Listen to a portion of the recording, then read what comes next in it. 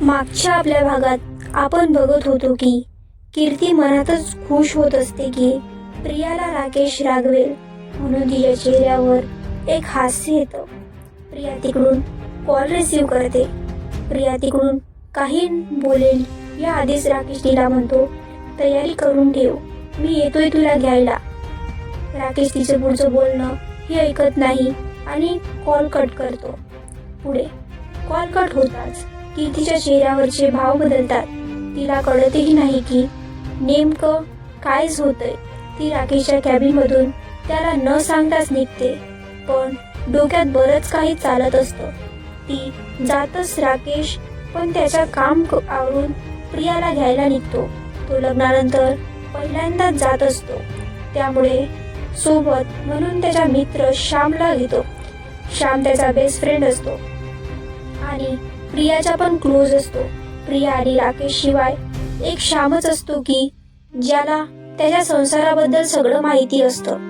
कीर्तीबद्दल पण नवीन नवीन त्याचेही खूप प्रयत्न केलेले असतात दोघांना जवळ आणायची, कारण कीर्ती त्यालाही आवडत नसते. पण त्याने प्रत्येक प्रयत्न फेल झाल्यामुळे त्याने आता सगळं सोडलेलं असतं आणि त्याच्या कामाकडे लक्ष देत असतो. आज अचानक प्रियाला घ्यायला जाण्यासाठी राकेशच्या श्यामला कॉल आलेला असतो, म्हणून तो तयार झालेला असतो. राकेश गाडी चालवत असतो. गाडीत दोघेही शांतच असतात. राकेशने अचानक प्रियाला आणायचा निर्णय घेतलेला असतो आणि काय याचे उत्तर त्यालाही माहिती नसतं आणि श्याम पण त्याचं मूड बघून काही बोलत नसतो.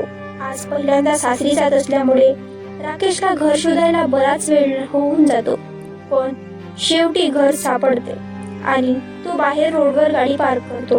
राकेशच व्यक्तिमत्व कोणालाही त्याच्याकडे आकर्षित करायला भाग पाडत असतं. तू जसा गाडीच्या खाली उतरतो तर आजूबाजूची लोक त्याला कुतूहलाने पाहत असतात, कारण क्वचितच असं कोणी त्या भागात येत असतं. श्याम पण आजूबाजूचे वातावरण एन्जॉय करत असतो. गेट जवळ प्रिया आणि प्रियाची आई वडील उभे असतात, कारण आज पहिल्यांदा त्याच्या जावाई त्यांच्या घरी आलेला असतो. राम राम राम श्याम श्याम करून सर्व आत जायला निघतात. राकेशच्या नजरेला काहीतरी अपूर्ण वाटत असतं आणि हृदय जास्त जोरात धडधडायला लागलेलं असतं. असं का होतंय हे त्याला कळत नसतं, पण त्याच्यासाठी हे सर्व नवीन असतं. प्रिया गेट जवळ घ्यायला का आली नाही याचा क्वचित राग आलेला असतो, तर श्यामला छान वाटत असतं. 3 तासाचा ब्रेकिंग प्रवासानंतर त्याला आता बरं वाटत असतं. सर्व हॉलमध्ये येऊन बसतात. राकेश घरात एक नजर फिरत होतं. घर तसंच छोटंसं असतं, पण प्रिया दिसत नसते. आता त्याची नजर जास्तच गरगर फिरत असते. पहिल्यांदा प्रियाची वाट पाहण्याचा अनुभव राकेश अनुभवत असतो. थोडा वेळ असंच कामाचं बोलण्यात निघतो. त्यात प्रिया आणि श्यामची छान जोडी जमलेली असते. दोघं गप्पा करून सर्वांना हसवत असतात. राकेश फक्त वरवर खोटं स्मित करत असतो. इतका गोंधळमध्ये त्याला तिच्या साखळ्याचा आवाज स्पष्ट येत होता. तो त्या आवाजाच्या दिशेने नजर फिरवतो तर प्रिया किचनमधून चहाचा ट्रे घेऊन येत होती. तो त्याची नजर झटक्यात फिरवतो आणि परत प्रियाच्या वडिलांसोबत बोलायला लागतो. कदाचित ती इतक्या उशिरात त्याच्या समोर आली याचा त्याला राग आला होता. प्रिया सर्वांना चहा द्यायला ट्रे समोरच्या टेबलवर ठेवते आणि राकेशच्या समोर असलेल्या खुर्चीवर जाऊन बसते. ट्रे मध्ये एकच कप कॉफीचा असतो, बाकी सगळे चहाचे असतात. राकेश ना प्रियाकडे बघत असतो ना ट्रेकडे. प्रियाला याची सवय असते म्हणून तिला इतकं विशेष वाटलं नाही, पण तिच्या माहेरी त्याने तिच्यासोबत नॉर्मल वागावं हीच थोडी आशा असते. प्रियाचे वडील आधी राकेश आणि श्यामला चहा घ्यायला लावतात, कारण जावाई असतो ना. राकेश ट्रेकडे बघतो तर त्यात एक कप कॉफीचा बघून राकेश तोच कप घेतो. मनात विचार करतो, मी चहा घेत नाही हे ती कधीच विसरत नाही. बाकी सर्व चहा घेतात. राकेश कॉफीचा एक घूट पिऊन डोळे मिटून घेतो, कारण प्रिया गेल्यापासून ही चव तोंडाला लागलेली नसते. सर्व चहा पीत पीत बोलायला लागतात. तर प्रियाची आई रिया आणि प्रिया जेवण बनवायला किचन मध्ये जातात. राकेश आणि प्रिया अजून पण एक शब्दही बोललेले नाही हे श्यामने नोटीस केलेलं असतं.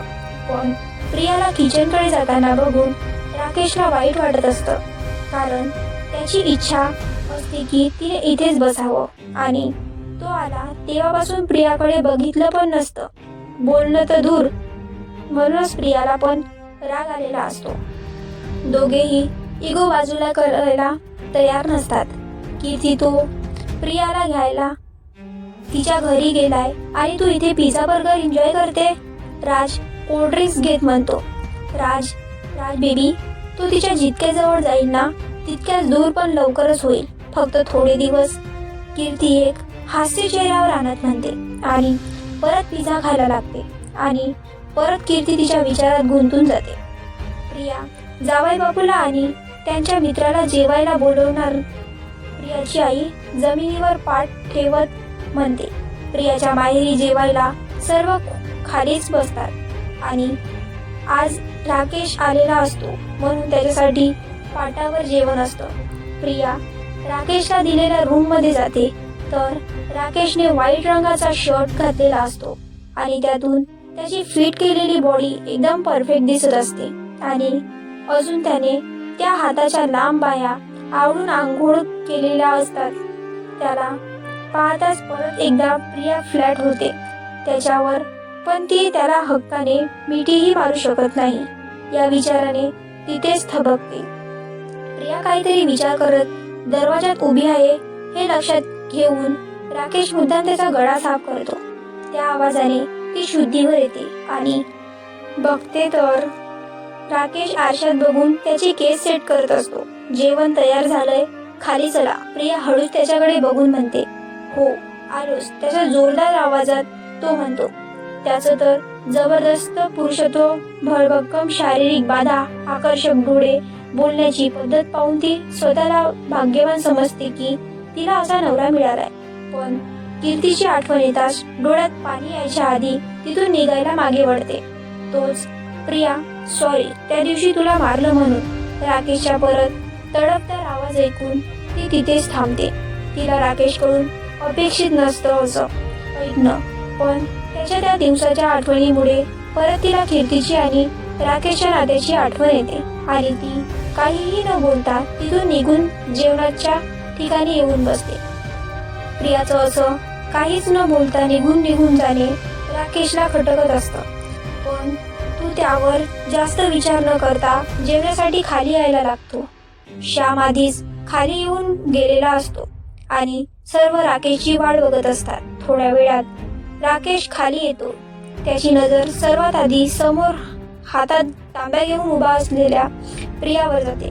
त्याची नजर तिच्या नजरेला भेटताच ती दुसरीकडे पाहायला लागते.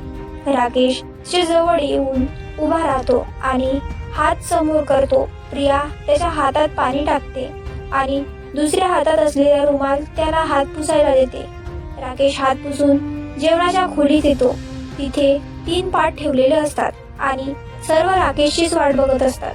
प्रियाचे वडील राकेशला मधल्या पाटावर बसवतात आणि श्यामला त्याच्या बाजूला बसवतात आणि एका बाजूने ते स्वतः बसतात. राकेश आणि श्यामला हे सर्व नवीन असतं, त्यामुळे त्यांना चांगलं पण वाटत असतं. श्याम त्याच्या सवयीप्रमाणे पूर्ण फॅमिली सोबत मस्त जोडून गेलेला असतो आणि राकेश कमीच बोलतो. हे आधीपासूनच माहीत असल्यामुळे प्रियाची फॅमिली पण त्याला आवडेल इतकंच त्याच्यासोबत बोलत असतात. प्रियाची आई सर्वांना ताट वाढते आणि जेवायला देते. प्रियाचं लक्ष राकेशच्या ताटावर जातं तर त्यात मिरचीची भजी असतात. प्रिया लगेच पुढे जाऊन त्या ताटातून मिरचीची भजी काढून साधी भजे टाकते.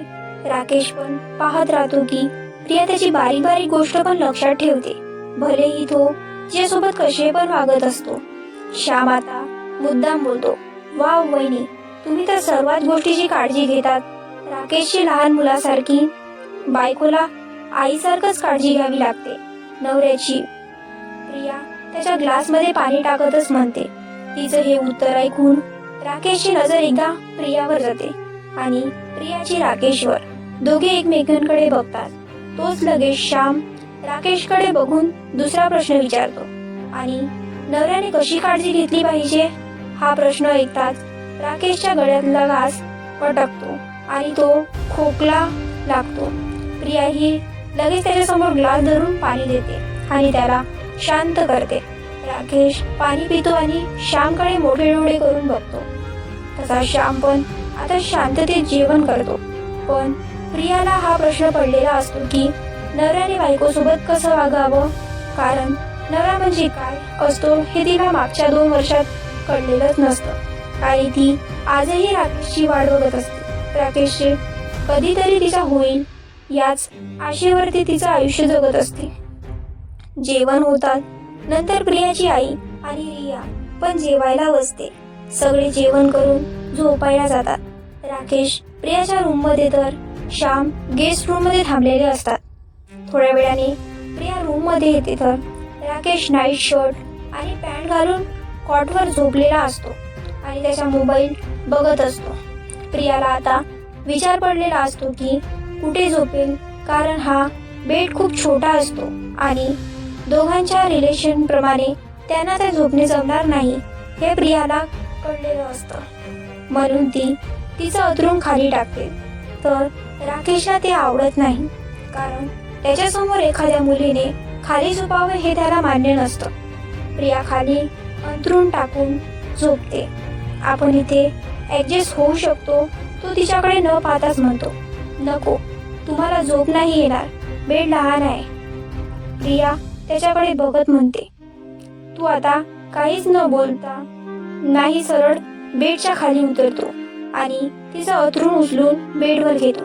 तिचीही काही बोलायची हिंमत होत नाही. ती पण तशीच येऊन त्याच्या शेजारी बेडवर झोपते. दोघं एकमेकांच्या स्पर्श होणार नाही याची काळजी घेत असतात आणि तसे झोपी जातात. आज राकेश तिच्या इतका वेळ जवळ असतो, झोपेत का होईना पण तिला मनोमन आनंद भेटत असतो. सकाळचा सूर्यप्रकाश राकेशच्या डोळ्यासोबत जणू खेळत असतो.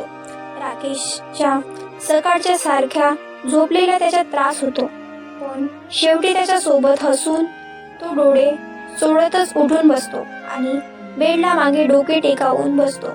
केसामध्ये हात फिरवत असताना त्याचं लक्ष शेजारी झोपलेल्या प्रियाकडे जातं.